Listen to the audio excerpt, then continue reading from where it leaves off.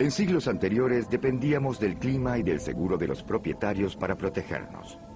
El estruendo de un rayo era considerado la voz de un dios molesto. Un eclipse solar parecía nada más y nada menos que un dios vengativo que se devoraba la fuente de vida. Como era de esperar, los antepasados creían que las fuerzas de la naturaleza en realidad eran dioses, seres temibles que podrían ser destructores a menos que fuesen aplacados. En contra de este telón de fondo comenzaron a aparecer las primeras criaturas parecidas a los ángeles. Los atributos más conocidos de esos ancestros angelicales eran las alas.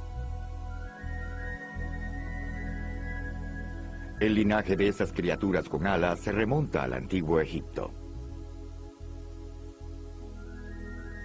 Tenemos diosas muy protectoras, como Isis, y muchas veces son pintadas con alas en los brazos para demostrar que con las alas pueden cuidar a alguien. Puede ser al esposo Osiris, puede ser a cualquiera que necesite protección. El máximo dios en el segundo y en el primer milenio era Amún, y no tiene alas, pero tiene plumas en la corona. Para que quede claro, por un lado, tiene un aspecto celestial y por otro lado, un aspecto protector. Las alas también era un elemento central en el arte funerario, indicando que la protección divina continuaba después de la muerte. El poder protector de los seres sobrenaturales con alas también puede encontrarse entre el reino que surgió en Mesopotamia alrededor del 900 a.C. Esta región situada entre los ríos Tigris y Éufrates es llamada generalmente la cuna de la civilización. Está donde se encuentra Irak en la actualidad. Antiguamente, unas estatuas gigantes de espíritus protectores y que tenían alas conocidos como querubs cuidaban las entradas de los templos y palacios. El querub es un ser divino mesopotámico que servía de intermediario entre los dioses propiamente dichos y los seres humanos, y era una especie de mensajero o guardián, más que un ser feroz. Tenían la característica de los seres que los estudiosos alemanes llaman Mischwesen, seres mezclados, en parte ave, en parte hombre, en parte león, en parte hombre. Los elementos visuales más conocidos, o la iconografía de los ángeles, procede de las tradiciones greco-romanas, que dominaron el mundo mediterráneo por casi 12 siglos. Fue en esa época en la que las alas fueron el sello de los dioses mensajeros griegos y romanos, Mercurio y Hermes. Quizá Hermes es el gran prototipo de una figura divina cuya función era transmitir mensajes entre dioses y mortales. Y por supuesto, las alas eran muy útiles para entregar las noticias a tiempo, por así decirlo. En la mitología romana, el dios mensajero era Mercurio, y este era conocido por moverse de un lado a otro, ir para allá y para acá, que es como en realidad es el elemento Mercurio. Si han visto Mercurio de cerca, se mueve, se desplaza. Si tratas de atraparlo, no puede tomarse, y es el aspecto central del fenómeno de los ángeles. La manera en cómo se escurre entre los corredores de lo que nuestra realidad nos dice, lo que es posible y lo que no lo es.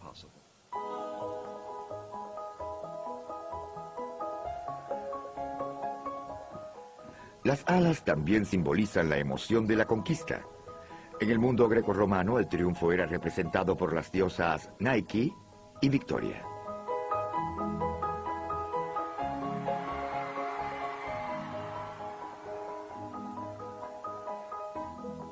El panteón grecorromano también incluía dioses menores como Cupido y sus primos los Erotes. Mediante ellos, los placeres del amor, de la música, el vino y el jolgorio eran añadidos a los significados evocados por las alas. Por eso es obvio que estas figuras alegres aparezcan en joyas como pendientes y zarcillos, pero también aparecían en lugares más sobrios. Este sarcófago romano del siglo III a.C. presenta un coro de ángeles Erotes y Victoria. Al igual que los egipcios que existieron antes que ellos, los romanos ricos planificaban cuidadosamente su sepelio. Tenían una idea fuera de la magia, esa magia que nos protege. Y si demuestras cosas, entonces puedes llevarlos a la realidad y puedes obligar a los dioses a que te cuiden, a que no te descuiden en lo absoluto. Entonces se relacionan con las diosas con alas, Erotes y Victoria. Quieren que triunfen por encima de la muerte. Las criaturas con alas de la religión greco-romana, como las de Egipto y de Mesopotamia, que existieron antes que ellas, no eran vistas intrínsecamente como buenas o malas. Si ves hacia Grecia o Roma, observas esfinges con alas, con un poco de peligro o de algo demoníaco. Pero algo que es peligroso o demoníaco puede ser, por otro lado, bueno, fuerte y protector. Desde su punto de vista, vieron que la mayoría de las cosas tiene dos lados. Sin embargo, la diferente identidad de lo bueno y lo malo que reconocemos hoy también estaba comenzando a tomar forma. Durante la época en que las creencias grecorromanas dominaban el mundo mediterráneo, el antiguo cercano oriente estaba dominado por Persia, que es Irán en la actualidad.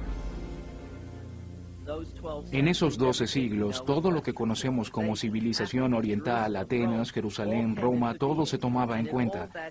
En esa época había dos imperios mundiales. Estaban los romanos o los de Atenas por un lado y los persas por el otro lado. La religión de los antiguos persas, el zoroastrianismo, es practicada por menos de 200.000 seguidores. Pero nos suministran un vínculo crucial en la evolución del monoteísmo y sus ángeles. El profeta de esa antigua fe era Zaratustra, Zoroastro en griego. Él propuso la idea de un ser supremo meramente benevolente, Ahura Mazda. Generalmente era simbolizado por un hombre que salía de un círculo de alas. Ahura Mazda significa Señor Sabio. En contraste, había una fuerza totalmente maligna, un demonio en forma de serpiente conocido como Angra Mainyu o Ahriman. Zaratustra vio un dualismo cósmico, en el cual el Dios bueno, el Dios creador, Ahura Mazda, es totalmente bueno, y su demoníaco oponente, que existía desde la eternidad, como así ocurrió, Angra Mainyu, significa espíritu temible y destructivo, es completamente malo. El zoroastrianismo propone que la lucha dual entre el bien y el mal terminará en una confrontación momentánea y final. La antigua fe también incluye un rango inferior de seres sobrenaturales llamados Yasatas. Pueden considerarse como los antecesores de los ángeles modernos. Así como la gente le reza a los ángeles en busca de protección y éxito, por curación o por fines particulares, los zoroastrianos también podrán invocar a uno u otro Yatsata. Generalmente pintan a los ángeles persas con un anillo que simboliza el Huarna, un poder que ayuda o protege. El Huarna también se simboliza por el emblema del ala de Ahura Mazda. El Huarna puede ser visto como un prototipo de ángeles porque tiene alas, y las alas son figuras sobresalientes de los ángeles. También es luminoso. Así podemos imaginárnoslo como algo resplandeciente, y por supuesto esto es el origen del halo, que es una imagen zoroastriana. Los diferentes ángeles prototipos del zoroastrianismo, además del reconocimiento de las fuerzas del bien y del mal, sentaron las bases para el reino de los ángeles como los conocemos en la actualidad. Con el surgimiento del judaísmo, las criaturas con alas del antiguo mundo rápidamente cayeron en el olvido. En su lugar, los creyentes veneran a Gabriel, Miguel y a un ejército de feroces ángeles guardianes.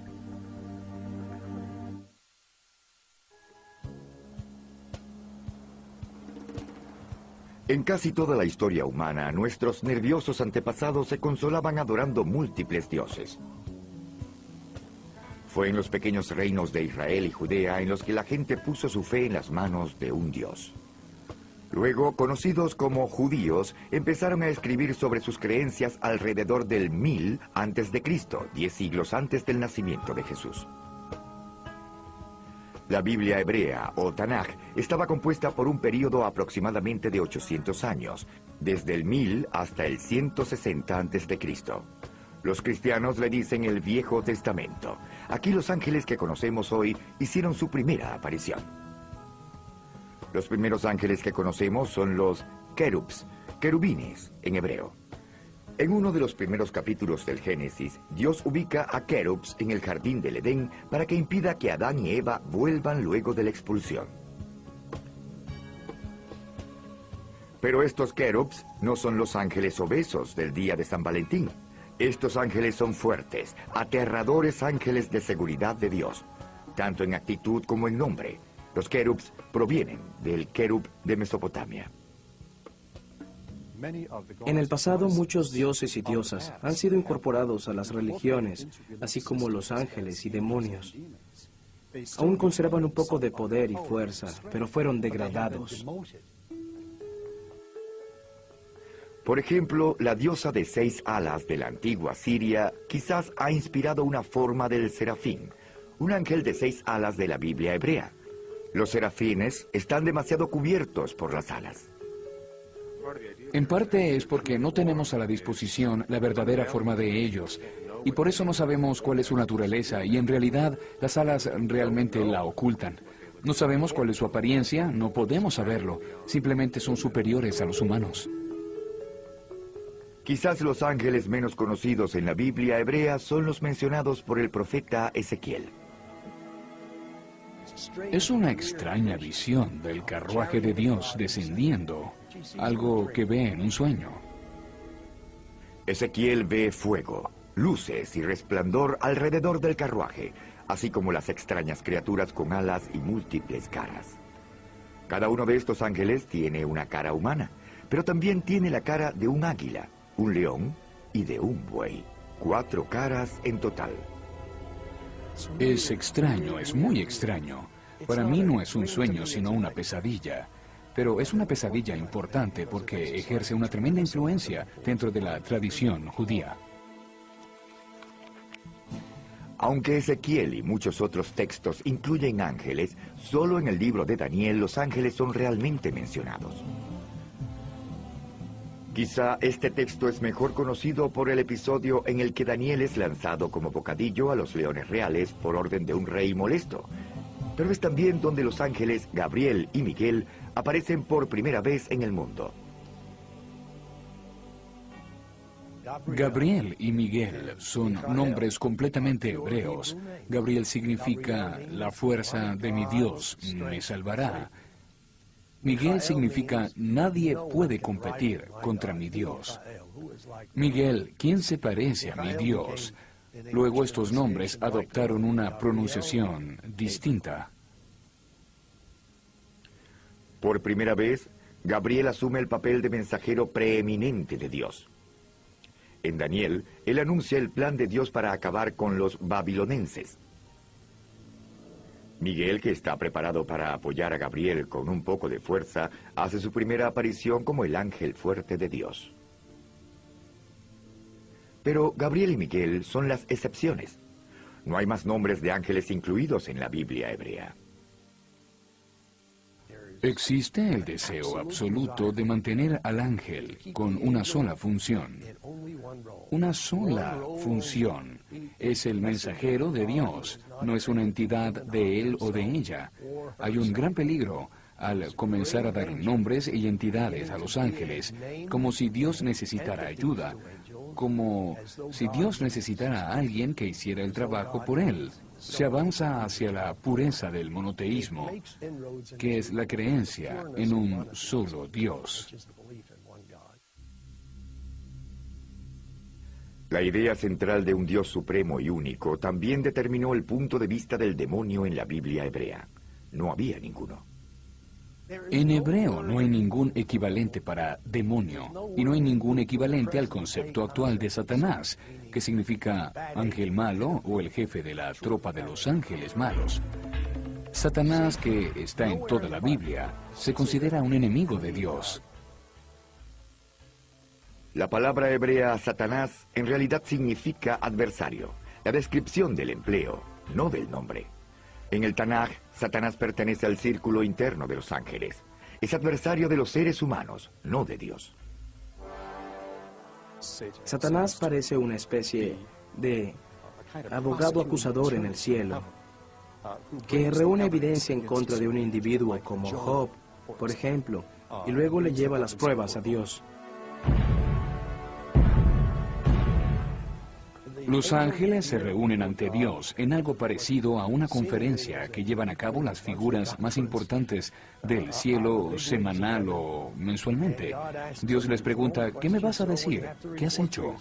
Y los ángeles les cuentan lo que hicieron. Y luego Dios siempre recurre a Satanás y le dice, ¿y qué me dices tú?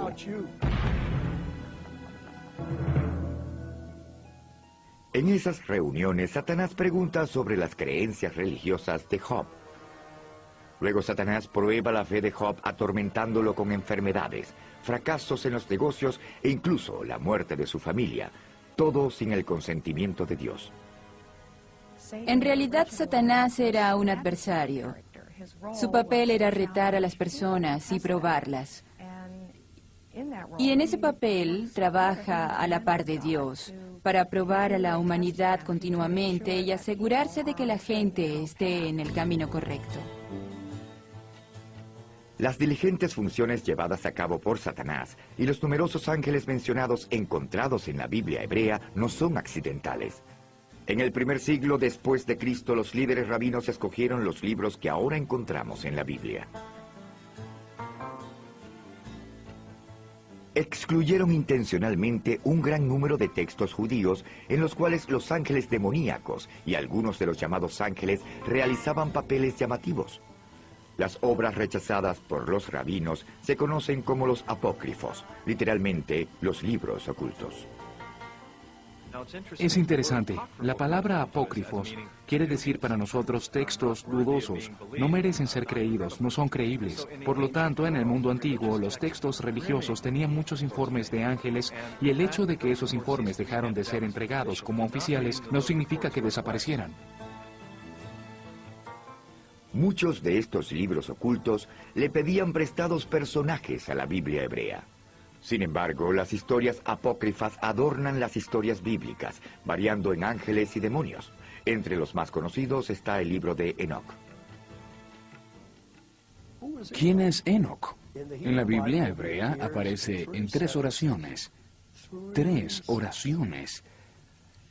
Decía que una de las ancianas había dado a luz un hijo llamado Enoc.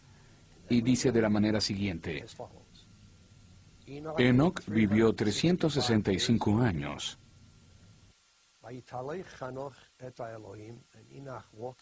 Enoc caminó con Dios y luego él ya no era nadie. Dios se apoderó de él. Es un pasaje muy extraño. Aparte de esa pequeña referencia en el Génesis 5:24 que dice que Enoc fue llevado al cielo por Dios, una verdadera abundancia espectacular de literatura mística surge donde los ángeles juegan un papel muy importante. En el primer libro de Enoc, las mujeres terrenales llamaban la atención no esperada de los ángeles lujuriosos. Dios se molesta cuando esos ángeles husmean y seducen a las mujeres.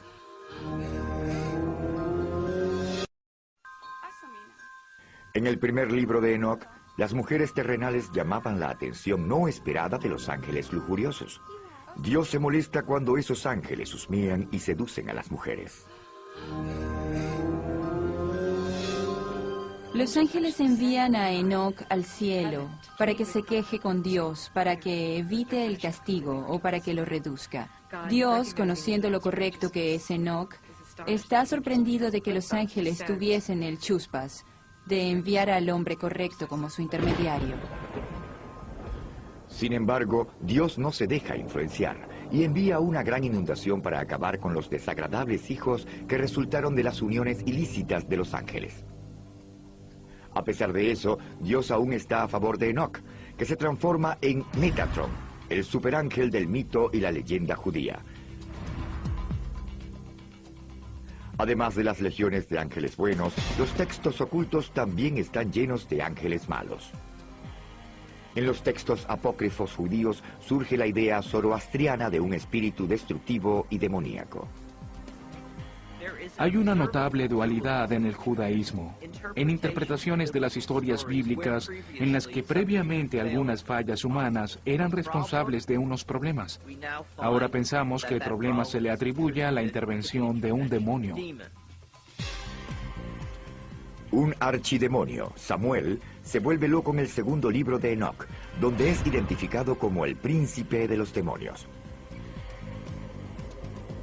En algunas obras, Samuel es representado como el ángel de la muerte, quien toma veneno mortal de la punta de una espada para dárselo en la boca a un moribundo. La salida de Satanás del cielo no aparece en toda la Biblia hebrea, pero se consigue en el texto apócrifo La vida de Adán y Eva. En ese texto, Satanás enfurece a Dios al desobedecer la orden divina de adorar a Adán. Satanás intenta justificar su rechazo, argumentando que él fue hecho primero y que por lo tanto tiene un rango superior al de Adán. Pero Dios no lo acepta, y Satanás es expulsado del cielo solo para convertirse en el arquitecto de toda la maldad. Luego aparece Lilith, una demonia sensual. Lilith había ganado popularidad por el hecho de que la Biblia hebrea no incluye una, sino dos historias de Dios creando a una mujer. Según el primer capítulo del Génesis, Dios creó al hombre a su imagen y semejanza. Para citar, creó al hombre y a la mujer.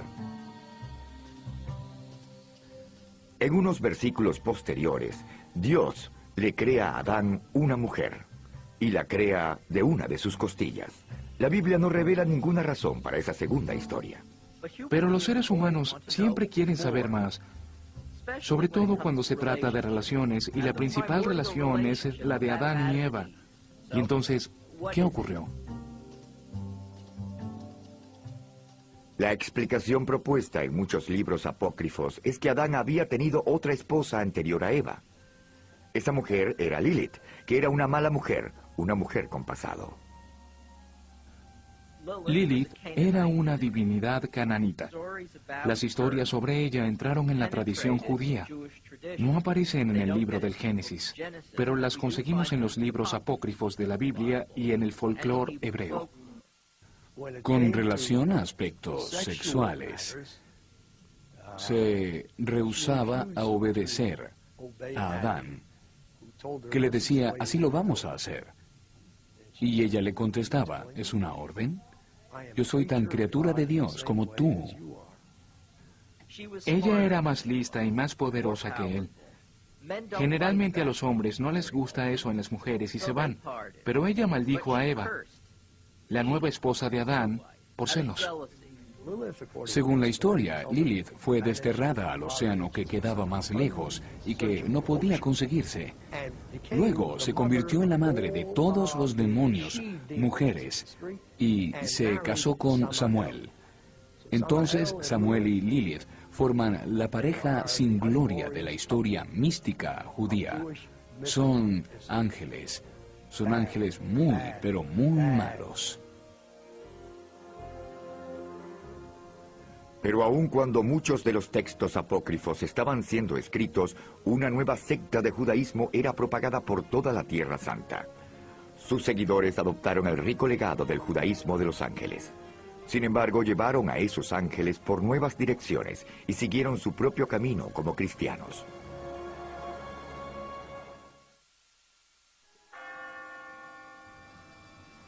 Al menos desde el exterior es fácil confundir una religión estadounidense con una europea o una cristiana. Pero en su nacimiento y en los años de formación, el cristianismo era una religión mediterránea. surgió en un vecindario mezclado de influencias judías, greco-romanas y zoroastrianas. Los ángeles cristianos reflejan esa mezcla. Cuando los seguidores de Jesús se alejaron del judaísmo para practicar lo que se convertiría en el cristianismo, se llevaron el Viejo Testamento y a los ángeles. Gabriel, el ángel mensajero del libro de Daniel, tiene el mismo papel en el Nuevo Testamento. Incluso Gabriel anuncia uno de los acontecimientos centrales del cristianismo. Según el Evangelio de San Lucas, es Gabriel quien informa a la Virgen María que será la madre de Jesús, el Hijo de Dios. El sorprendente encuentro entre el ángel Gabriel y la Virgen María es representado en numerosas pinturas. En algunas, María es pintada con un rostro de sorpresa, pero la mayoría de las veces es de rendición. La verdadera historia indica un enfrentamiento más enérgico entre los dos. María reta a Gabriel y le dice, ¿cómo puede ser posible si no conozco a ningún hombre? Básicamente, el ángel le informa algo que ella considera, al igual que lo haríamos nosotros, incomprensible, absolutamente impensable e imposible. Debido a la importancia de Gabriel para el cristianismo, quizás es sorprendente que también asuma un papel en la mitología griega. En esa mitología, el dios Hermes escoltó a las almas de los muertos al cielo. La idea es que la transición de esta vida al próximo mundo es un viaje peligroso. Y es comprensible que debido a los peligros del viaje, es muy importante que haya un guía angelical. Y en el cristianismo, esa es una tarea del ángel Gabriel. En esta escultura medieval, Gabriel baja del cielo hasta la Virgen María que reposa en su lecho de muerte. Luego él vuelve al cielo arrastrando su alma. Estas imágenes tienen sus raíces en la época antigua. Querías ser protegida por alguien cuando llegaras al punto más peligroso y difícil de tu vida, que es la muerte. Y era representado en todas las culturas, con criaturas con alas, con seres con alas. Y creo que era obvio que el cristianismo se apoderó de eso.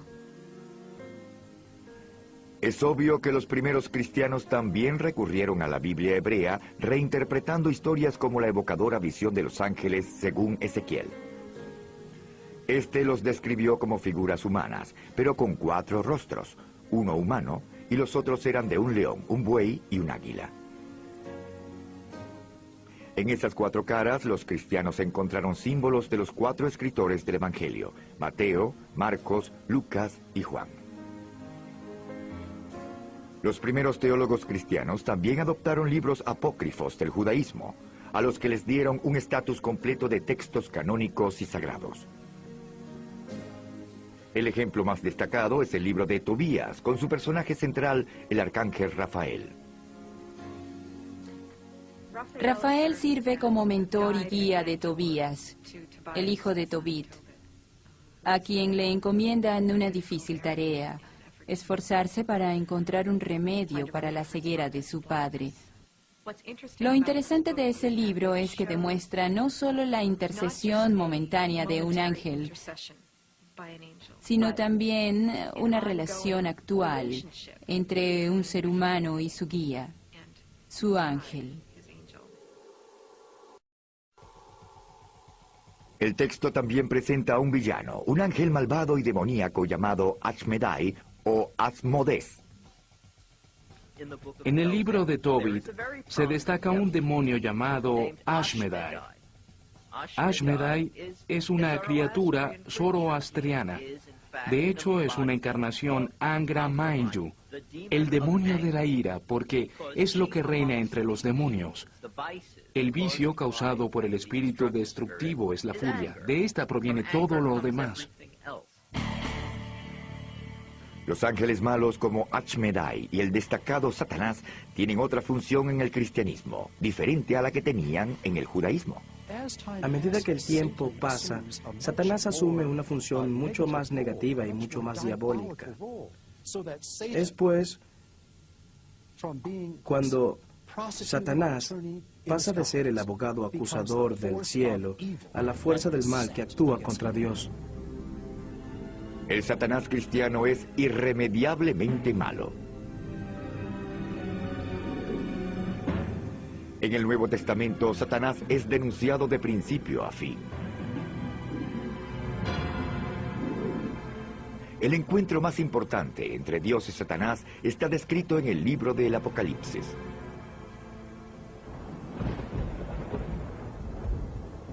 El sol escupe llamaradas que incineran el mundo. Terremotos acaban con las montañas desde el fondo y el cielo comienza a caer.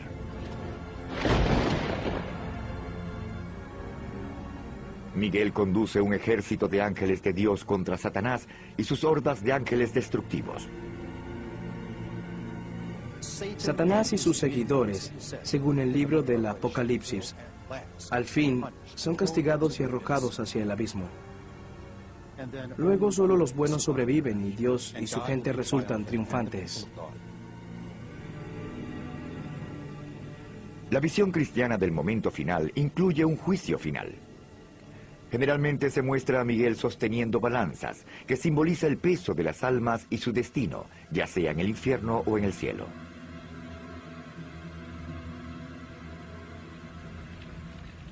Durante siglos, los teólogos cristianos han escrito bastante sobre la naturaleza de los ángeles. Entre las obras que ejercieron más influencia estaba un texto del siglo IV, La jerarquía celestial. La jerarquía celestial es importante para nosotros porque establece detalladamente 9 clases de ángeles.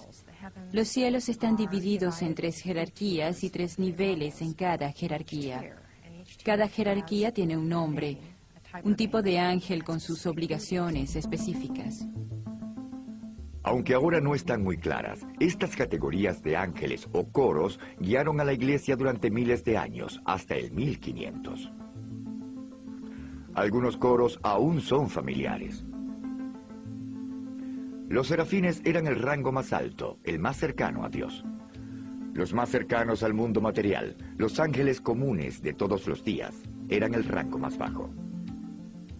Era el grupo más apropiado para el contacto con los seres humanos. Los arcángeles, literalmente jefes, los ángeles más importantes, supervisaban a los ángeles inferiores. Según la leyenda, también servían como guardianes de algunas personalidades más importantes, como jefes de Estado o líderes religiosos. La jerarquía celestial menciona a 7 arcángeles. En el siglo VIII se eliminaron 4 de la lista porque aparecieron en obras apócrifas. Cuando los protestantes se separaron de la Iglesia en el año 1500, degradaron el libro de Tobías a los apócrifos y sacaron a Rafael de la lista. Actualmente Rafael y el libro de Tobías solo se consiguen en la versión católica del Viejo Testamento. Pero los ángeles y los demonios no eran exclusivos de los textos religiosos, también aparecieron en las obras literarias. Uno de los libros con más influencia, cuyo tema eran los ángeles, era El Paraíso Perdido, un poema épico escrito por John Milton a finales del 1600. El Paraíso Perdido está lleno de ángeles, buenos y malos. En realidad, Milton inventó la palabra pandemonio para el nombre de la capital del infierno. Las diversas representaciones de los ángeles en la literatura, la teología y sobre todo en el arte comparten un tema común. Los ángeles son indicadores, anunciando la presencia de Dios. Piensen, por ejemplo, en las imágenes de la madre y del niño o en las imágenes de Cristo en el trono. Ambas imágenes están rodeadas de unos ángeles o de un ejército de ángeles. Intenten ver las imágenes sin los ángeles y perderán un poco su poder divino. Durante los siglos, el cristianismo le ha puesto un sello diferente a la tradición de los ángeles ricos, heredada del judaísmo. Además, la literatura cristiana agregó nuevos ángeles. Pero los rangos de guardianes con alas se extenderían pronto. A principios del siglo VII, el Islam colocó una luz propia y distinta sobre los ángeles.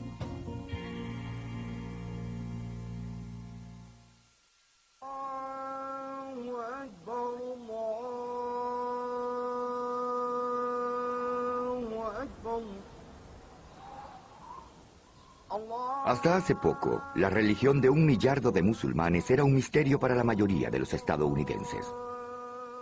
Y actualmente una sombra de miedo y sospecha ha sido colocada sobre el rostro del Islam. A pesar de algunas diferencias fundamentales, el Islam comparte un ancestro común con el cristianismo y el judaísmo. El Islam se considera una continuación de la tradición judeocristiana. Cuando lees sobre el Corán, hay constantes referencias a la Biblia hebrea y al Nuevo Testamento. Entonces, los profetas hebreos, los profetas bíblicos y patriarcas, y Jesús y María, son figuras principales en el Corán. Las obras de arte, como estas pinturas de Adán y Eva, ilustran las relaciones. Esta escena en la que se ahogaban los soldados del faraón proviene del Éxodo en la Biblia hebrea. Incluso el bautizo de Jesús es representado con reverencia en la obra de arte musulmana. La herencia común de judíos, cristianos y musulmanes también incluye a los ángeles. En el Islam se cree en los ángeles. Es uno de los principios. Son las características del creyente. Cree en Dios y en el libro, y cree en los ángeles. Por lo tanto, no son secundarios, son centrales. El Corán, la escritura sagrada del Islam, está relacionada directamente con el ángel Gabriel. Gabriel, o Jibrael, como se dice en árabe, es el ángel de la revelación. Y es Gabriel quien le recita el Corán a Mahoma.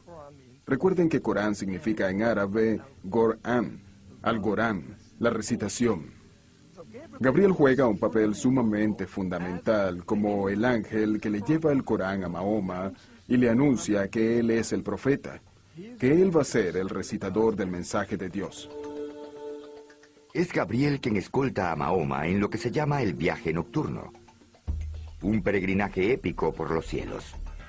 En cada etapa, el ángel anima al profeta.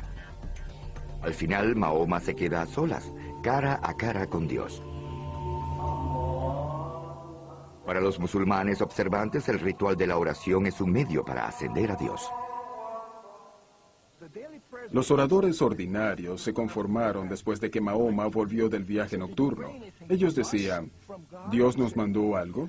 Y él les contestó, sí, les traje estas oraciones. Mediante estas oraciones van a participar en el regreso a Dios. Y por supuesto, según lo que recen, cada creyente tiene el apoyo de todos los ángeles cuando rezan las oraciones.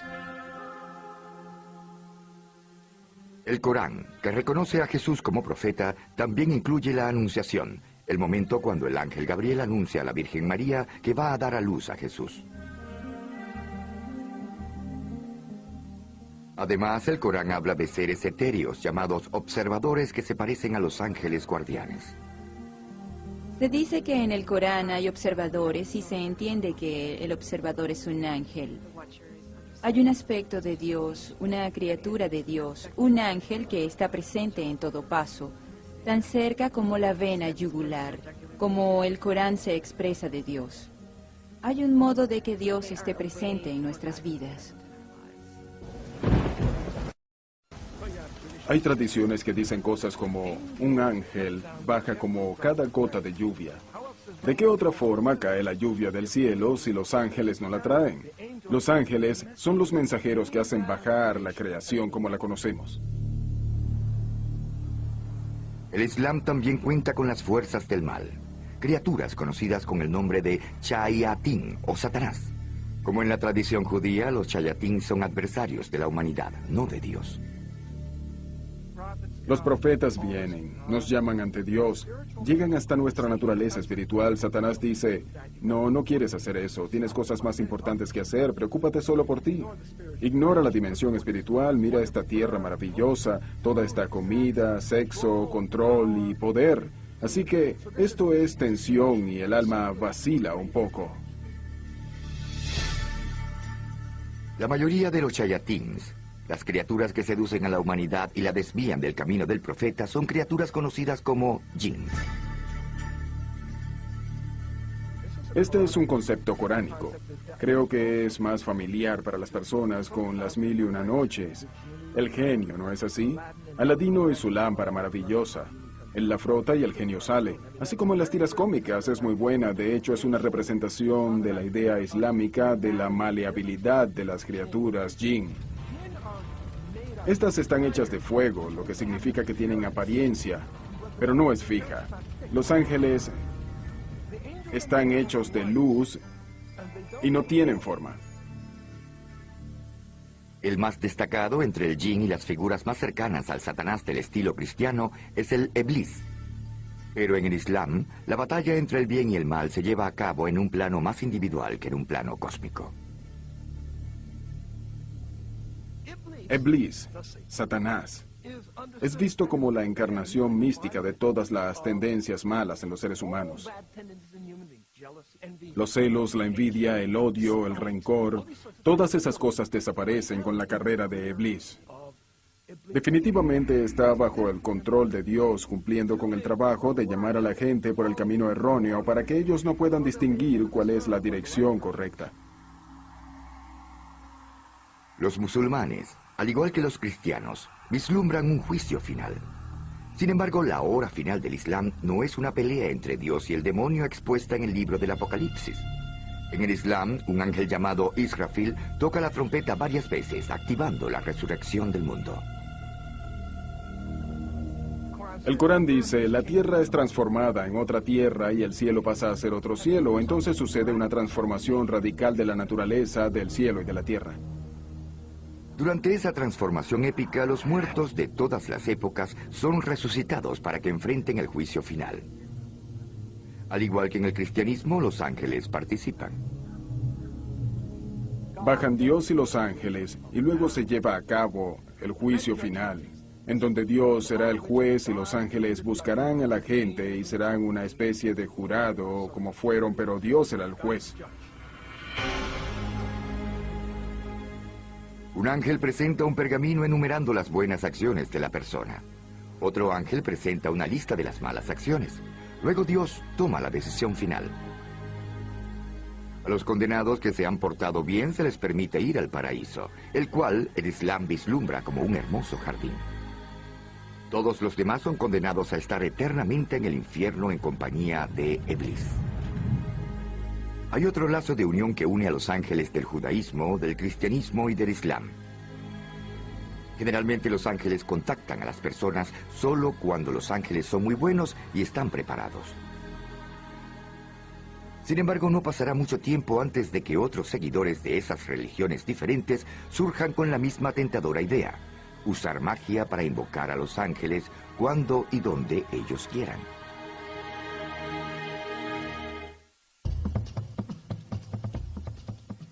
Era algo inevitable. Sabiendo que había ángeles y sus poderes estaban por doquier, alguien estaba a punto de preparar una fórmula mágica para contactarlos directamente. Muchos de los hechizos mágicos y encantamientos que evocan a los ángeles tienen sus raíces en historias de los libros apócrifos judíos, llamados libros ocultos. Uno de ellos, el libro de Raziel, lleva su título por un ángel cuyo nombre significa secreto de Dios. Aunque el texto apareció por primera vez en la época medieval, la leyenda dice que se remonta a principios de la creación y hasta a la época de Adán. Según la tradición, esa leyenda mágica que poseemos hoy y que ha penetrado en muchos textos y rituales mágicos y en nuestras creencias sobre los ángeles, regresa al libro original, el único libro escrito totalmente en el cielo y entregado a Adán, el verdadero primer libro. Este contiene un alfabeto mágico para invocar a los ángeles y contiene muchos encantos para pedirle a los ángeles que realicen algunos experimentos mágicos. Algunos de los hechizos mágicos más populares provienen de una sorpresiva fuente: el rey Salomón, jefe de los hebreos durante 40 años en el siglo X a.C. Salomón es recordado incluso en la actualidad por su sabiduría. Según la leyenda, la gran sabiduría de Salomón le dio poderes sobre los demonios. Los secretos que él aprendió de esos seres sobrenaturales se reunieron en un texto llamado El Testamento de Salomón. Tanto los judíos como los cristianos utilizaron sus encantos. Se decía que varios textos mágicos habían sido escritos por Salomón y estaban circulando y siendo usados por gente que quería invocar a algunas presencias para que los ayudaran a encontrar objetos perdidos, tesoros enterrados, curar enfermedades, conceder bendiciones, hacer maldiciones y esas clases de hechizos. La mezcla de ángeles y magia fue aceptada por los seguidores de la Iglesia cóptica, que es el cristianismo nativo de Egipto. Aunque creían en Dios, los cristianos de Egipto también estaban determinados por las religiones antiguas de los faraones. Tenían una larga tradición de más de 3000 años. Diferentes dioses y diosas se enfrentaban. Y de pronto, ya no tenían muchos dioses, ni locales ni personales. Entonces los ángeles eran una respuesta para ellos. El arcángel Miguel, la mano derecha de Dios en la guerra contra Satanás, es considerado uno de los ángeles más poderosos que puede ser invocado mediante la magia. Un texto cóptico llamado Alabanza al Arcángel Miguel incluye numerosos encantos y rituales para invocar al supremo ángel guardián. En el libro se encuentran 21 temas específicos de los que se puede encargar Miguel. Si tienes hijos que han muerto, si eres hombre y has tenido una experiencia de impotencia, si tienes una presencia demoníaca en tu vida, si tus animales no se están comportando bien, si tienes problemas con los negocios, Miguel puede bajar, puede quedarse a tu lado, acompañarte y cuidarte. Miguel puede ser tan fuerte y puede estar cerca de ti. Además está Gabriel, otro ángel invocado para hacer numerosos encantos. El Gabriel que aparece en esos textos es poderoso, extraordinario, con una personalidad más mundana. Tiene estrellas y características cósmicas alrededor de él. Hay cartas circulares porque el lenguaje de Gabriel es el lenguaje de las esferas, el lenguaje de los cielos. No es un Gabriel agradable con el que te sientas a tomar café. Ese ángel es un Gabriel cósmico. Otro texto cóptico, el libro mágico de María y los ángeles, invoca a 9 ángeles diferentes con nombres exóticos como Obiud, Garnabiud y Garnabiel. Algunas veces los nombres son locos e inusuales. No sabemos de dónde vienen, pero después de todo son criaturas locas e inusuales, por lo tanto, a veces tienen nombres espectaculares e inusuales, y por lo tanto están aquí. El texto por sí solo, escrito en el idioma cóptico antiguo de Egipto, invoca a los 9 ángeles en grupos de 3. Obiud, Garnabiud y Garnabiel. Los 3 ángeles guardianes que cuidan el cuerpo de Jesús, cuiden también mi cuerpo. Todas las necesidades y enfermedades que tenemos no pueden resolverse con los doctores y las enfermeras, los empleados y los banqueros y otros. Así que podemos recurrir a esos ángeles. Por lo tanto, tener a esos poderosos ángeles guardianes con nosotros es tener un dinamo de fuerza con nosotros y para convertirnos en un dinamo de fuerza. La tradición de invocar a los ángeles mediante la magia es compartida con el Islam, aunque sus escrituras no son tan bien conocidas como los textos cristianos. Sin embargo, parece que se está trabajando sobre los principios familiares. He visto muchos libros mágicos. Es cierto que generalmente parte de las fórmulas que dan para realizar ciertas cosas ayudan a encontrar esposo, a curar algunas enfermedades y a veces a invocar a ciertos ángeles. En la literatura mágica hay proliferación de los nombres angelicales. Cada uno de los nombres, mencionar a un ángel tiene una función específica en términos de curación o para hacer cualquier otra cosa. Mientras muchos hechizos buscan ayuda de los ángeles buenos, a veces se usa magia para rechazar a un ángel peligroso. Un ángel como Lilith, la chica mala del jardín del Edén.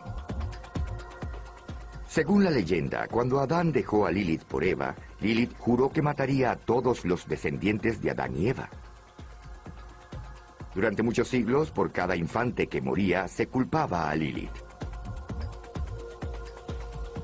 Para alejarla, se colocaban amuletos mágicos como este del libro de Raziel en la cuna del niño. Otros amuletos invocaban a 3 ángeles que defendían a Adán y a Eva de Lilith. El libro del ángel Raziel tiene dibujos de los 3 ángeles, dibujos diagramáticos. Sus nombres son Sinoi, San Sinoi, Samangluf. En el cristianismo bizantino, uno de ellos es llamado San Sisinios. Toda la idea se remonta a la antigua Mesopotamia, así que este es un caso donde las culturas se encuentran y adoptan seres angelicales de una cultura y otra para enfrentarse con un problema que forma parte de la vida real.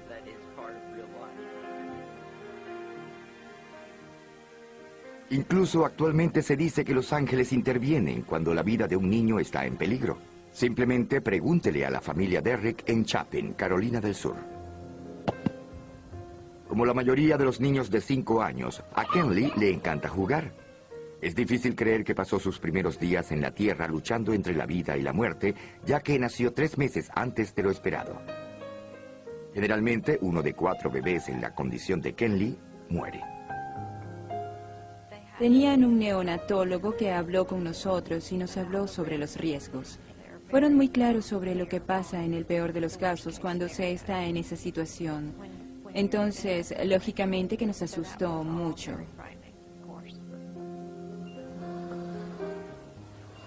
Kenley pesó 900 gramos. Fue colocada en una incubadora a temperatura controlada y conectada a muchos monitores. Si dejaba de respirar o si el corazón dejaba de latir, el monitor se apagaba. En ese momento entrábamos en pánico. Las enfermeras iban a ver y no había nada. Luego venían, le golpeaban el pie, todo volvía a la normalidad. Y ella empezaba a respirar. Pero estábamos muy asustados. No sabíamos qué pensar ni qué esperar. Para Sherry y Rocky Derrick, solo había una tarea más difícil que ver a Kenley en su lucha por vivir. Tener que dejarla todas las noches en el hospital. Siempre le pasaba la mano y rogaba que si lloraba, tenía miedo o necesitaba que la cargaran, alguien estuviese para hacerlo. Y que si las enfermeras o los médicos estaban muy ocupados, Dios la cargara para que ella sintiera que unos brazos la estaban cuidando. Luego de estar 10 semanas en el hospital, Kenley se fue a casa. Sin embargo, fue a la edad de 3 años que su médico dijo oficialmente que era saludable.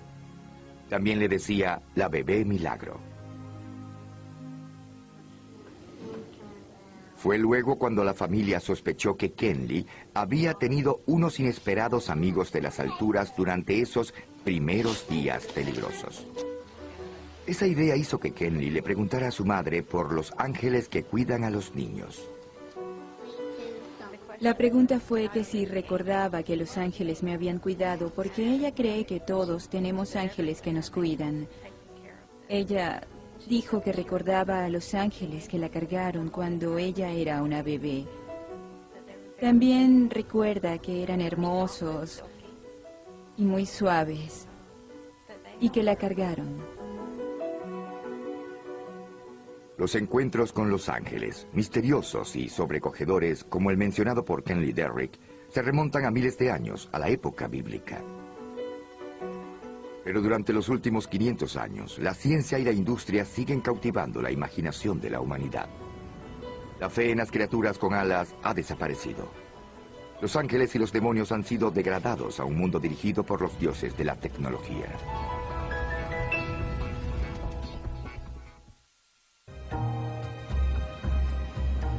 Si los ángeles tuviesen tarjetas de presentación, quizás serían algo así. Se espantan demonios, deshágase de los demonios.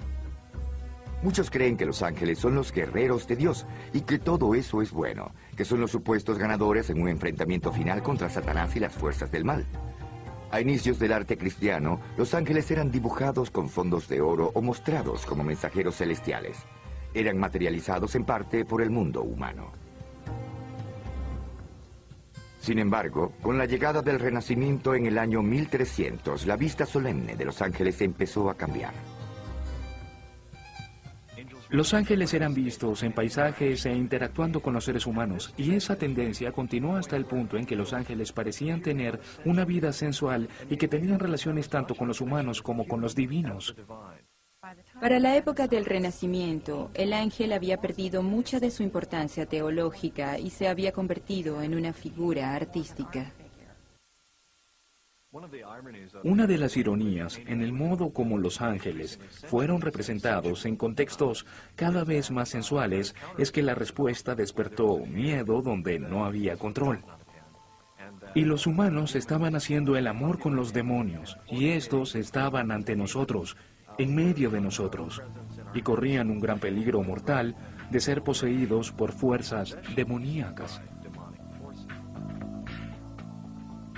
Durante 300 años, el aterrador miedo hacia los demonios se completó por los horrores de la vida diaria. Entre el 1300 y el 1600, Europa vivió un periodo de violencia y caos terrible. Francia e Inglaterra se desangraron debido a una serie de guerras que duraron 100 años. La peste negra causó estragos en Europa, causando la muerte de 1/3 de la población. Parecía que los demonios estuvieran por todo el mundo, para tentar a la gente, para que se descarriara.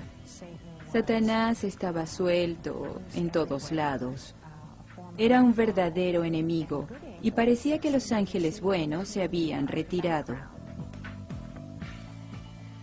El cristianismo se separó por desacuerdo. La separación terminaría con el nacimiento del protestantismo, pero para las autoridades de la iglesia de la época era obvio que Satanás estaba ganando control. La maquinaria de la iglesia y el Estado se instaló para combatir al demonio. La Inquisición se concentró en el lado demoníaco, en que los demonios estaban en todos lados, intentando alejar a la gente de Dios. En retrospectiva, podemos ver que la Inquisición estaba casi poseída por todas las fuerzas, de las que intentaba proteger a la gente todo ese tiempo. Aun cuando se desató la Inquisición y la cacería de brujas, algunos individuos estaban observando, registrando, grabando, pensando, inventando, probando y descubriendo. El empirismo, el nuevo punto de vista científico del mundo, ayudó a calmar la creencia en los demonios. Pero en el proceso, la antigua ciencia de los ángeles también fue considerada. En casi todo el periodo durante el que los ángeles aparecieron, volviendo a la antigüedad, su realidad fue algo que se dio por sentado. Eran reales en la vida de la gente que los denunció y en el mundo, pero con el surgimiento del empirismo, con el surgimiento de un énfasis en «demuéstrame», en la verificación, en la confirmación, en la búsqueda de las huellas, era un momento difícil para la ciencia de los ángeles. Durante el 1700 y el 1800 se le quitó poder a los ángeles y a los demonios. Incluso los cherubs, los que una vez fueron los temibles protectores del jardín del Edén, fueron transformados en pequeños ángeles. El brillo a todos los cherubs y los convertimos en pequeñas criaturas que parecen mascotas y no querubines. Encontramos ángeles en la arquitectura, en el arte, en artefactos ordinarios de un modo que nunca habían estado antes, como objetos decorativos, accesorios más que profundas fuerzas espirituales.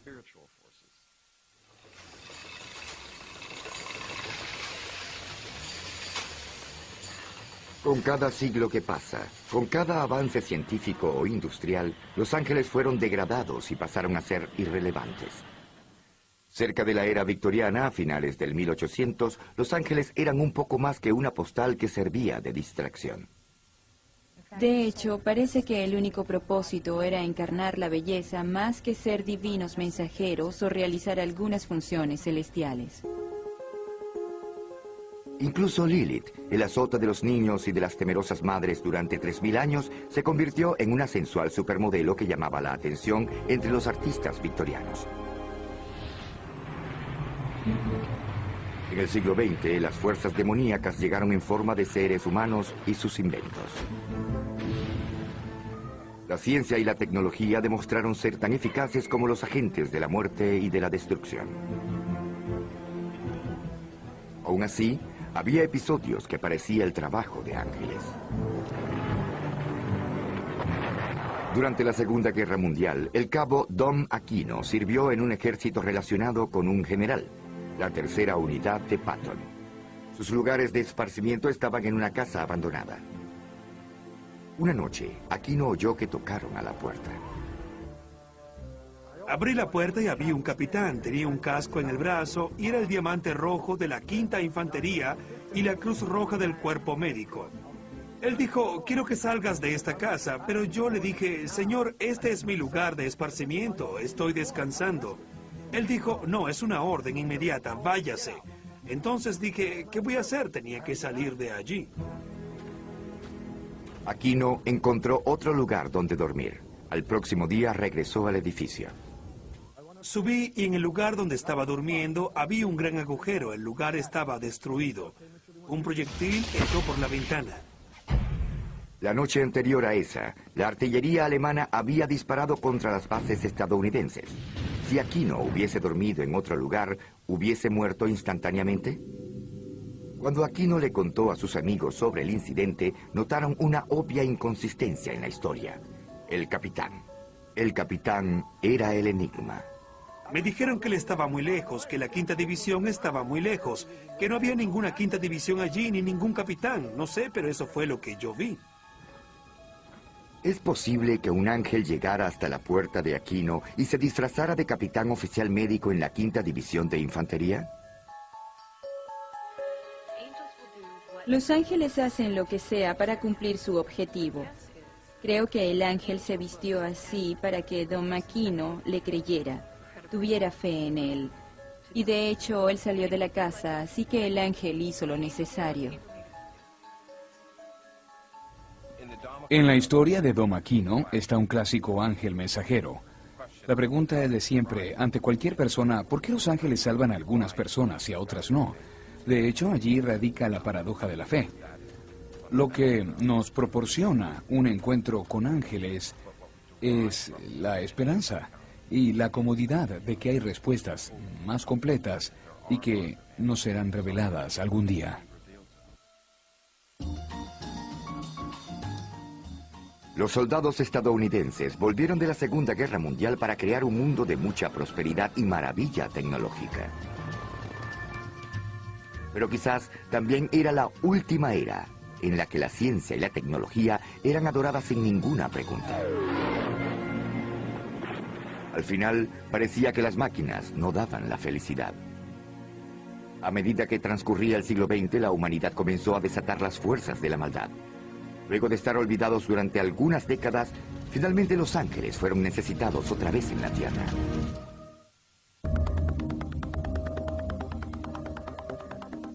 Algunos logros validaron nuestra fe en la ciencia y en la industria más que en el programa espacial.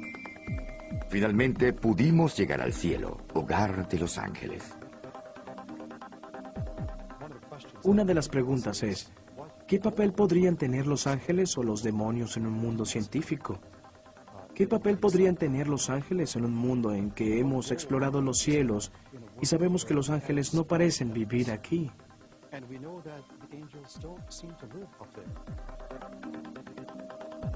Aunque la ciencia alcanzó las estrellas, los ángeles nuevamente estaban haciendo su presencia calladamente. Una de las más impresionantes historias sobre ángeles de la época moderna surgió en Firthorn, una bahía lejana en las costas del norte de Escocia. A mediados de 1960, Peter, Eileen, Caddy y Dorothy McLean sembraron un pequeño jardín en Firthorn. Más tarde llegaron otros.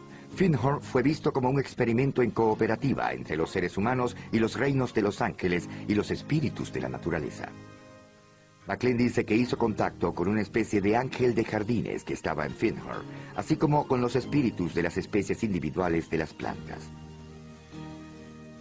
Sin embargo, los ángeles de los jardines no se parecían en nada a los ángeles del Renacimiento. Para mí un ángel no se presenta de una única forma.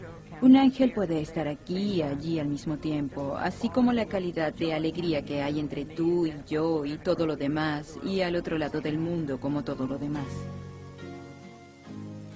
El suelo productivo en Findhorn era de un tamaño legendario. Los repollos llegaban a pesar casi 18 kilogramos. Las plantas con flores alcanzaban a los 2 metros, el doble de la altura normal. Los científicos estaban perplejos. Los demás granjeros de la región no podían tener los mismos resultados. No había ninguna explicación científica aparente para el extraño florecimiento de la vegetación en esa comunidad. Sin embargo, hubo una explicación perfecta si se acepta la idea de ángeles y espíritus.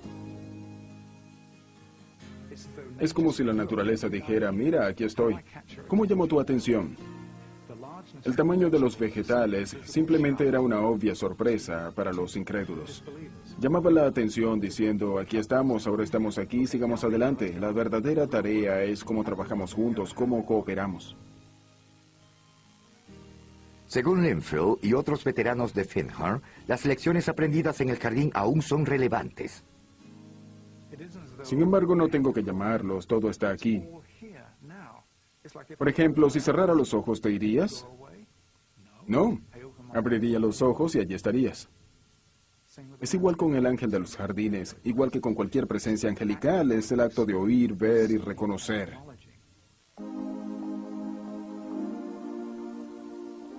De hecho, en Nueva York hay un esfuerzo organizado para reconocer la presencia de los ángeles.